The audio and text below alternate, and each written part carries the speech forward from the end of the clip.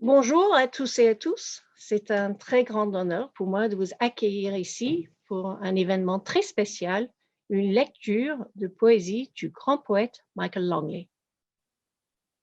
Hello everyone and welcome to this very special event, part of the Franco-Irish Literature Festival 2021, where we welcome the poet Michael Longley. Welcome, Michael. Michael Longley has published 12 collections of poetry. His most recent, The Candlelight Master, came out in 2021.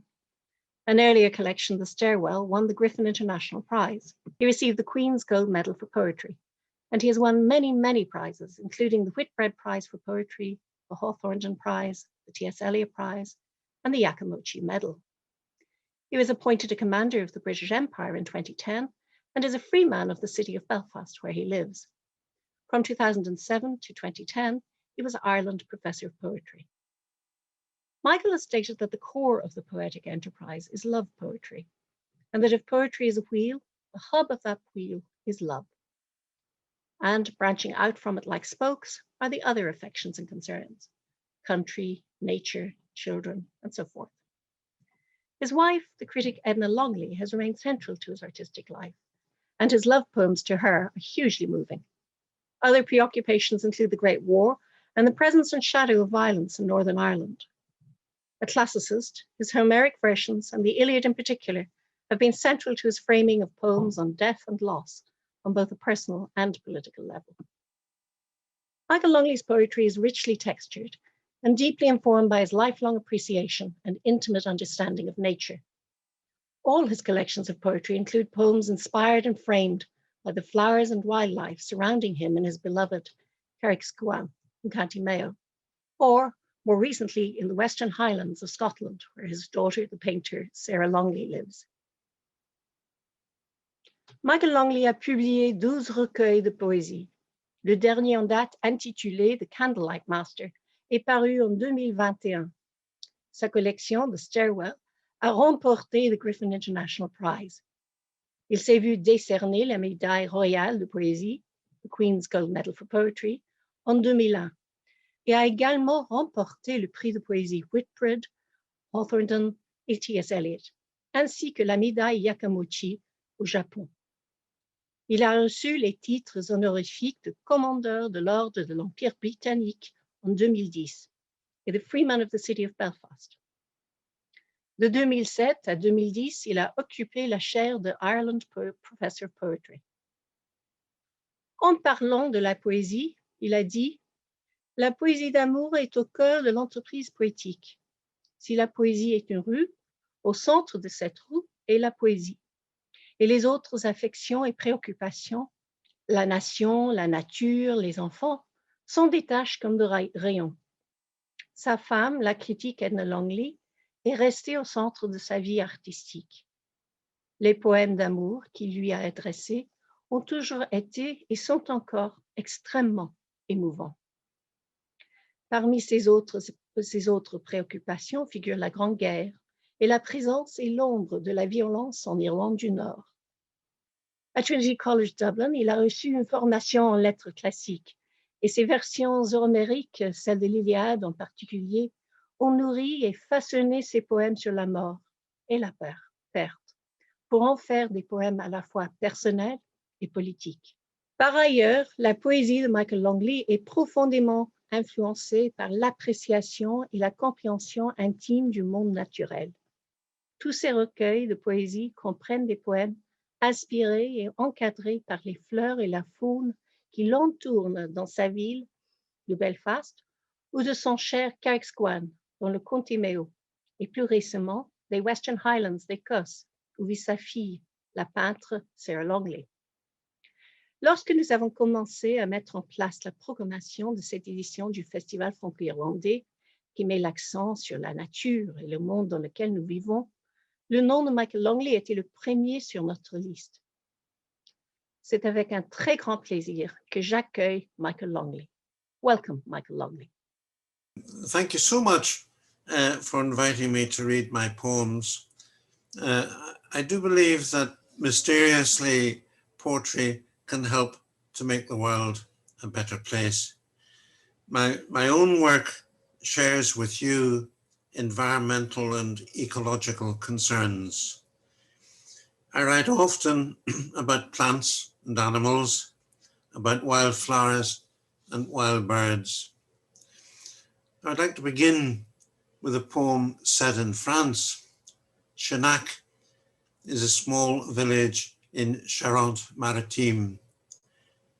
The poem is full of insects, birds and spiders, crops and plants. It's about our dealings with the natural world in food and art and religion. In the poem, I quote from the book of Proverbs. Chenac is dedicated to our friend, the late Maurice Hayes, who owned the house we stayed in. Chenac for Maurice Hayes, 1. Today, nothing happens in Chenac except for me and you in the old bakery Maurice is rebuilding. Rafters like branches, altar-wide hearth, cobwebby cubby holes where yeast fizzed, bread cooled. Our estate, sweet blackberries and windfalls beside the marguerites. Our guardians, the spider out of the book of Proverbs that takes hold with her hands and is in kings' palaces. The centipede that shimmies where the cellar will be. 2. On twin pillars in St. Martin's Church, bunches of grapes and orioles repeat themselves and reach the starry sky a child painted above the altar, until the bell recalls diminutive single sunflowers sprouting here and there, outcasts that escaped both sowing and harvest. On the road to Épargne, where you can see our steeple, the buzzard with nowhere to perch but stubbly furrows, flapping to his mate, a tangle of straw in his talons. 3. Accompanying us indoors before a rainstorm, the lizard zigzags into his cranny, who is exceeding wise and makes his house in the rocks and therefore in this house. The Comer is a very short lyric about humanity and the natural world, how we have affected the world of animals. A Comer is a long curling wave, and Inishbofin is an island off the Mayo coast.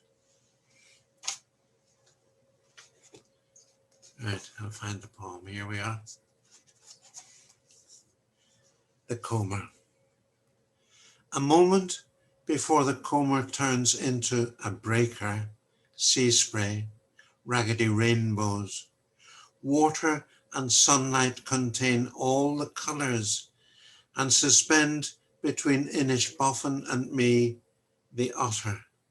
And thus we meet, without my scent in her nostrils, the uproar of my presence, my unforgivable shadow on the sand, even if this is the only sound I make.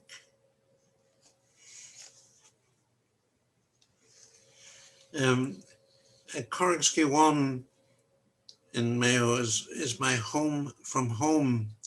It's what I call my soul landscape. This short lyric is about sitting in Belfast, remembering a special day in Corrigskeewan.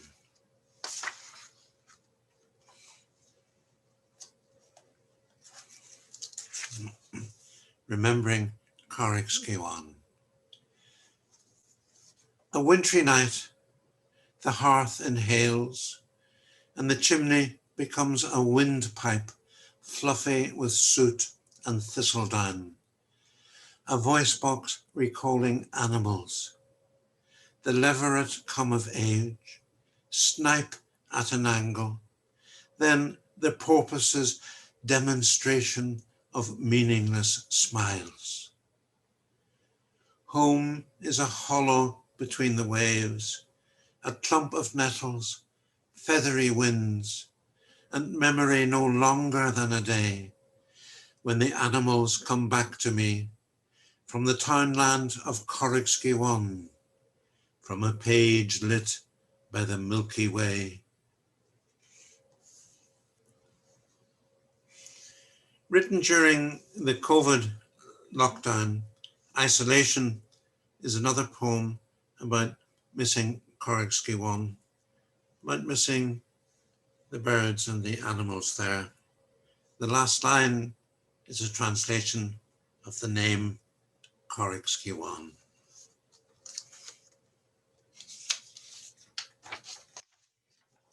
Isolation.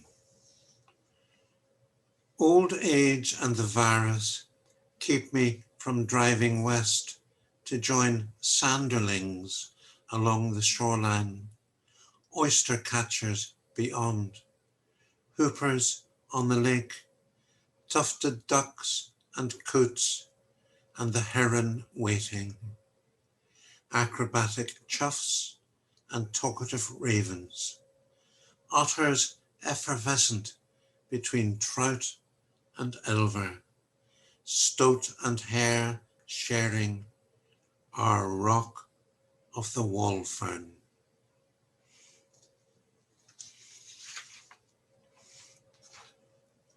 The COVID virus also shaped Sneezewort, a poem which is about the medicinal possibilities of plants.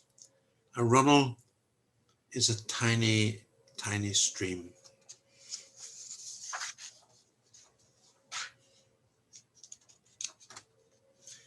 Sneezewort.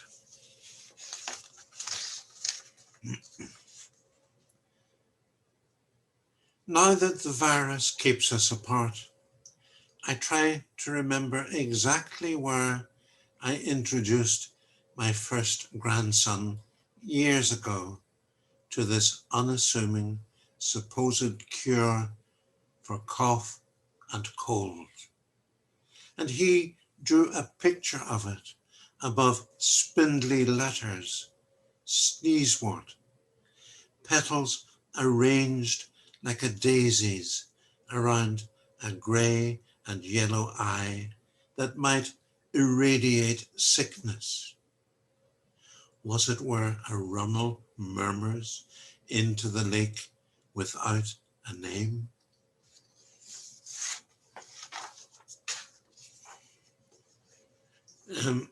The next poem is a spring poem, and it celebrates flowers in a more hopeful spirit.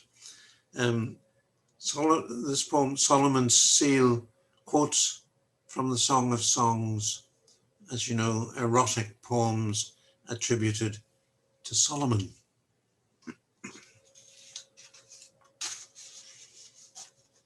Solomon's Seal.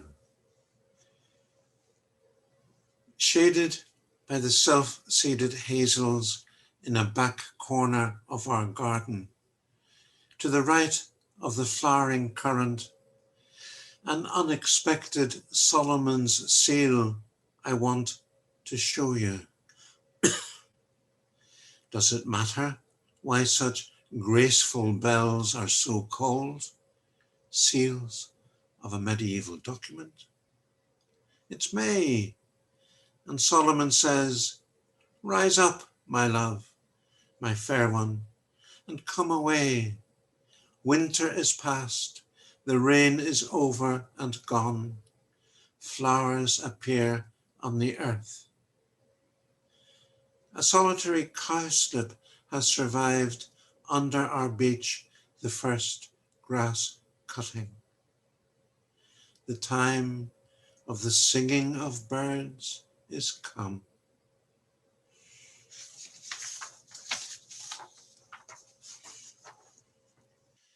My next poem is a poem I wrote this month. It's set in the Western Highlands of Scotland and stars two of my grandchildren, Maisie and Amelia.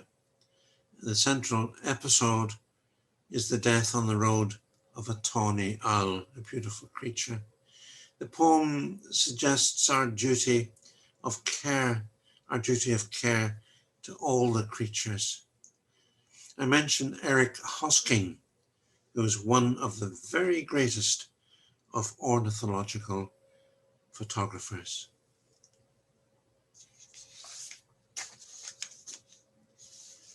Tawny owl. At least the motorist who stunned the owl stopped and lifted the body onto the verge, and there Maisie and Amelia found it. A friend will soak the wings in salty water to make shaman fans for smudging rites. Another wants the skull for her collection and will have to bury it for 1 whole year. Why are there no tawny owls in Ireland? Do you know that Eric Hosking photograph of the tawny that robbed him of an eye? Rage and terror cramped between the branches. Maisie sketches in charcoal its underside. Amelia hugs to herself all the feathers. I will look after you, poor owl, she sighs. And now I'll close with a refraction of what many consider the earliest poem in Irish, supposedly the work of Amergin, the legendary bard of the Ulster cycle. I think this poem affirms that the birds and animals are part of us and we are part of them. And I'll get this poem if I can find it here. After Amergin. I am the trout that vanishes between the stepping stones. I am the elver that lingers under the little bridge. I am the leveret that breakfasts close to the fuchsia hedge.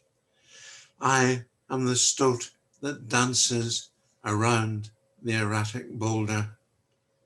I am the skein of sheep's wool, wind and barbed wire tangle. I am the mud and spittle that make the swallow's nest. I am the stone chat's music of pebble striking pebble. I am the overhead raven with his eye on the lamb's eye. I am the night flying whimbrel that whistles down the chimney. I am the pipistrelle bat at home among constellations. I am the raindrop enclosing fairy flax or brookweed. I am water lily blossom and autumn lady's tresses. I am the thunderstorm that penetrates the keyhole. I am the sooty hailstone melting by the fireside. I am the otter's holt and the badger's set in the dunes. I am the badger drowning at springtide among flotsam. I am the otter dying on top of the burial mound. Well, there you are, my dears. Thank you very much for inviting me to read. Thank you for listening to me. Au revoir, mes amis. Mille merci, Michael, pour cette lecture tellement touchante et émouvante. Thank you so much, Michael, for this wonderful, moving, and really touching reading. And thank you, the audience. N'oubliez pas de nous rejoindre à midi pour notre prochain événement où Oisin McGann, Aymeric Caron et Nicolas Hulot parleront avec Emmanuel Kisson au sujet de la fin des mondes, the end of worlds. Don't forget to join us at midday when Oisin McGann, Aymeric Caron et Nicolas Hulot will discuss with Emmanuel Kisson the subject of the end of the worlds, la fin des mondes. Thank you.